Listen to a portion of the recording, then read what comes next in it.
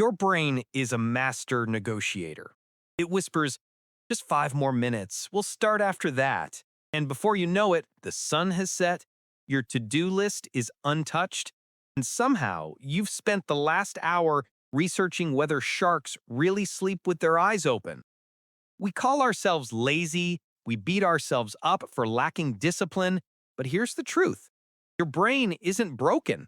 It's working perfectly, just not in your favor.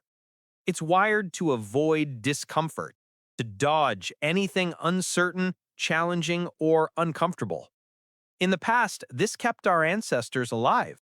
It stopped them from wandering into dangerous forests or confronting hungry lions.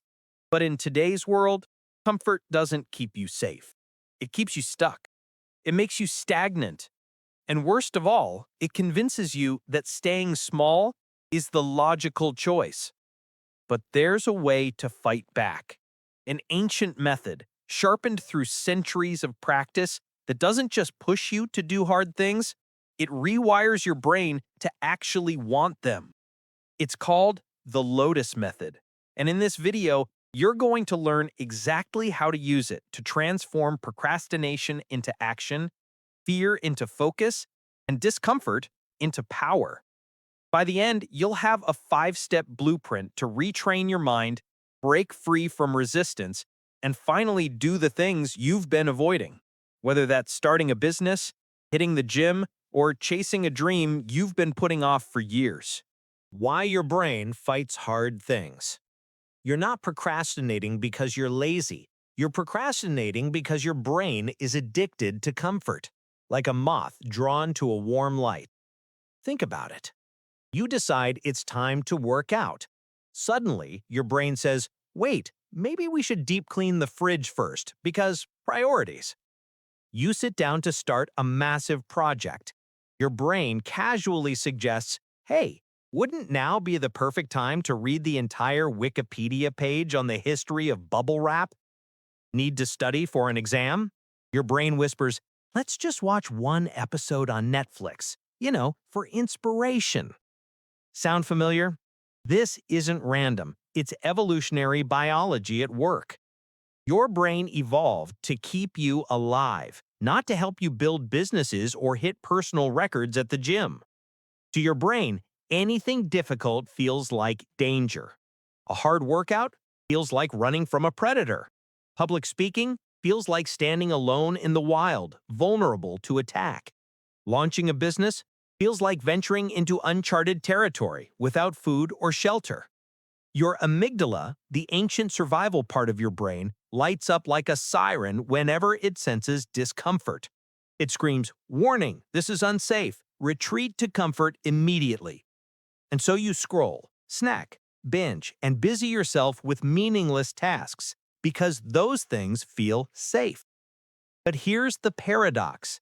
The very things that make your brain panic today are the things that will grow you tomorrow. Comfort feels good in the moment, but it silently drains your potential. Like a slow leak in a tire, you don't notice it at first until you're completely deflated. To break this cycle, you don't need more willpower. You need a system. One that teaches your brain to embrace challenge instead of run from it. That's where the Lotus Method begins. Step 1. Catch the lie. The first step of the Lotus Method is simple, but it's also the most uncomfortable. You have to catch your brain in the act. Most of the time, our resistance is invisible.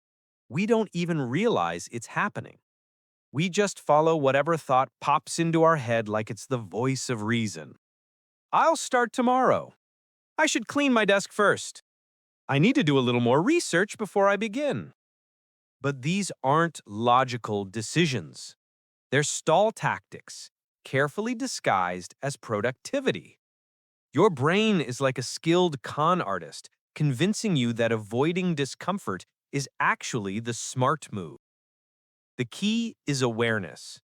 The moment you notice the lie, you take away its power. You go from being a puppet on strings to the one holding the strings. In ancient Eastern philosophy, There's a concept called the monkey mind. It's the restless part of your brain that swings wildly from thought to thought, grabbing at anything that feels easier than the task in front of you. The monkey mind hates discomfort, like it's allergic to effort. So, how do you beat it? When you catch yourself saying, I'll do it later, or let me just check my phone real quick, pause, take a breath, and say out loud or silently in your head, nice try, brain. I see you. This tiny act of labeling your resistance does something powerful. Neuroscience shows that when you name a mental pattern, like saying, this is avoidance, you activate the prefrontal cortex, the logical, decision-making part of your brain.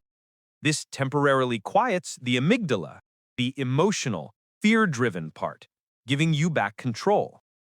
Without this step, you're basically blindfolded, trying to play chess against a grandmaster who knows all your moves. But with awareness, you flip the board. You finally see the game for what it is. This isn't about beating yourself up for procrastinating. It's about seeing the pattern so you can change it. Awareness is like turning on the lights in a dark room. The monsters shrink the moment you can actually see them. Step 2. Flow with resistance. Don't fight it. Most people try to force their way through resistance like they're pushing a stalled car up a steep hill. They grit their teeth, clench their fists, and try to power through with raw willpower. And maybe it works for a few minutes. But eventually, you burn out, feel overwhelmed, and give up, leaving you right back where you started, but now with an extra layer of guilt. The Lotus Method takes the opposite approach. Instead of fighting the current, you flow with it. Think of resistance like a river. If you thrash and struggle, you'll drown. But if you relax and move with the current, you can guide yourself to shore. Here's how this works in real life. Your brain hates big, intimidating tasks because they feel dangerous. So instead of saying, I have to finish this massive project today, you trick your brain by saying, I'm just going to work on it for 10 minutes. 10 minutes is small enough that your amygdala, the part of your brain that panics, doesn't sound the alarm. It thinks, 10 minutes? That's no big deal. And once you start, something amazing happens. Your brain releases dopamine, the neurotransmitter of motivation. Dopamine rewards progress. It says, hey, you're doing it. Keep going. This creates momentum, making it much easier to continue than to stop. Here's a pro trick. Use what's called the gateway task rule. This means making the very first step so ridiculously easy that your brain can't possibly reject it. Want to write? Just open the document. That's it. Going to the gym? Simply put on your sneakers.